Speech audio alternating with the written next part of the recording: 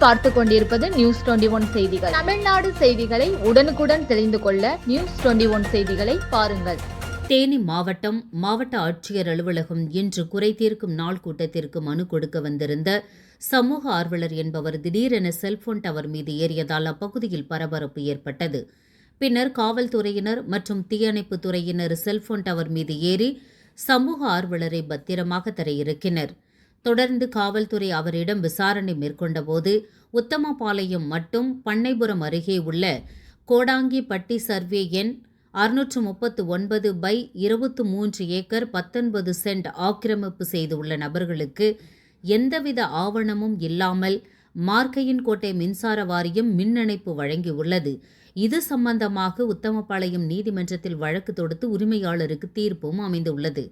இது சம்பந்தமாக பலமுறை புகார் அளித்தும் எந்தவித பலனும் கிடைக்கவில்லை.